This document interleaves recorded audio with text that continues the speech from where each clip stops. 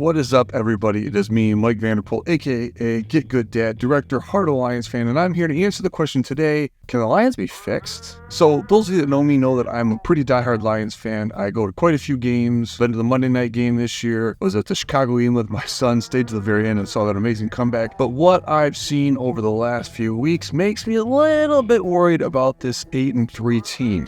Now, the Lions are a good team, but the Lions are also the Lions. And what they're doing right now is starting to worry me a little bit. Because earlier on, we were playing a little bit better football, and I think that we've got some problems right now that, if they're not addressed, could lead us to missing the playoffs this year. And I know what playoffs mean to us as Lions fans, and maybe we don't miss the playoffs, but maybe we miss that home playoff game. And Lions fans deserve that, man. It's been how long since we had a home playoff game? Too long, in my not so humble opinion, right? Us season ticket holders, we got an email a few days ago about, dropping quite a bit of money on tickets for the postseason. And then the Lions come out on Thanksgiving and look like, I'm going to say it, look like ass. So what's going on here, folks? A lot of people are giving Aaron Glenn and the defense a really hard time. And that's understandable because our defense isn't performing well. Now, we're down a few starters. Aiden Hutchinson sometimes looks a little bit lost. Yeah, he's getting double and triple teamed. That Baldinger video that came out, we had three guys that were chipping it. Hutchinson keeping away from the quarterback. But the defense isn't the real problem right now. I mean, our defense has been suspect all year. Our defense has been suspect going back to last year. Yeah, we've kind of been a top 10-ish defense here because of a little bit of competition that we've played against, being a little bit opportunistic, but in reality, we're a middle-of-the-road defense, and we shouldn't, as fans, expect anything more than that right now. Now, if I were to fix the defense, what I would probably do is have Hutch be a little less aggressive. He's going to get double-teamed at least. Have him be a little less aggressive, conserve some of that energy, and just blitz on that other side of the ball all day long, right? The defenders are going to clog up Hutch's side. Let's go ahead and then attack the opposite side. Means we might have to switch up what we're doing on the back end. But you know what, folks? What we're doing right now is working fairly well. But anyway, defense, firing Aaron Glenn, all that stuff is silly. The defense is doing what I expected the defense to do. Where we've struggled lately, and where I'm more concerned, is two places. Number one, play calling on the offensive side. And number two, the decisions that Dan Campbell is making. The Green Bay game, that Thanksgiving Day game, we'll start with Dan Campbell. What in the world are you doing, Dan? You had an opportunity to kick a field goal that would have brought us within 2 scores, and instead you went for it. We had an opportunity to punt the ball away, flip the field, and instead of doing that, you went for it on, 4th and 7 at your own 38-yard line? You didn't put your team in a position to win, and I think it's because Dan Campbell is a little afraid right now. I think Dan Campbell is a little bit afraid of this whole thing crumbling around him because he's never really been in this position before. Dan Campbell's never been an 8-3 head coach, at least to my knowledge. Coming from behind like they did last year, 1-7, and storming out and playing for nothing and putting it all on the line end of the season, that's a heck of a lot easier than being in a commanding lead in the division, being in a position to be able to really on national TV make a statement about who you are and what you're going to be in the future in the next few games, and instead we get that. So Dan Campbell has to make some better decisions. Dan Campbell has to trust his team a little bit more instead of doing all of this hyper-aggression type stuff. It doesn't always make sense. Sometimes you just need to take the points. And I'll tell you what, that end of the game, a lot of people were like, my friends included, why are you going for 2, Dan? Why are you going for 2? If you don't get this, the game's over. If you at least go for 1, you can play for the tie. Dan Campbell wasn't going to play for the tie.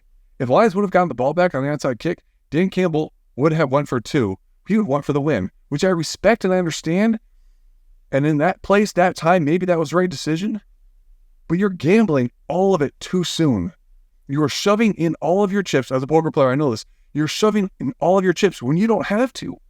So Dan Campbell, slow down. Take the points.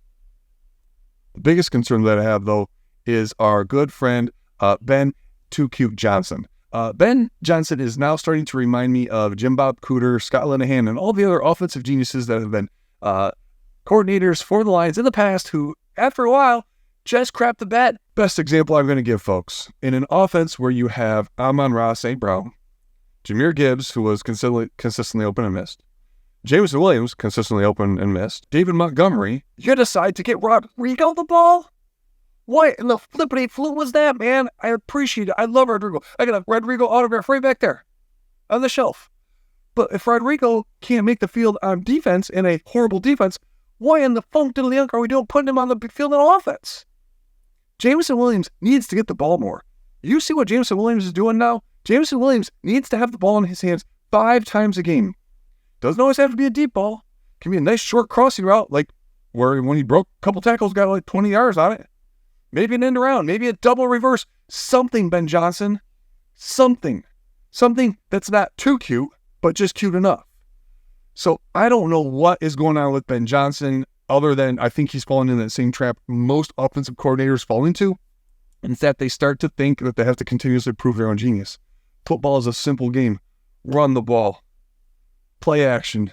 That's what we're meant to do. And for the love of freaking God, Jared Goff, hold on to the dang ball. Make better decisions. Yes, the offensive line looked bad. The offensive line looked tired. Our team was tired. What was it? 3 games in 11 days. I get it. Ben Johnson, maybe a little bit better scheme to understand and take minimize that disadvantage that you had there. Last thing I'm going to say, and this is going to be my end-all, be-all on what we should do going forward. This team and this coach are too young to handle too much adversity. Yes, we came back against the Bears. Bears kind of crapped the bed.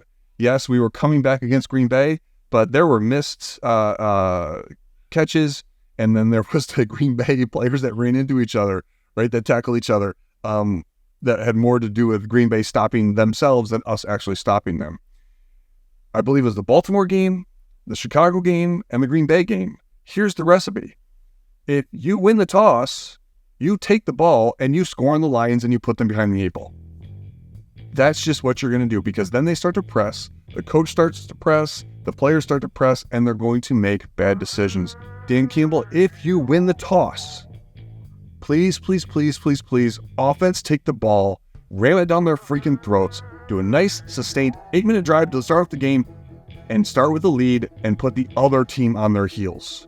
I don't care about this whole 2 scores Belichick bullshittery at halftime.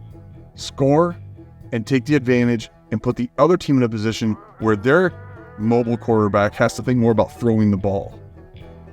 That's it. It's really that simple. Defense, just don't screw up too much and get Rodrigo on the freaking field. Dan Campbell, please make better decisions. And Ben freaking Johnson, stop being too effing cute. Be good to each other, one pride.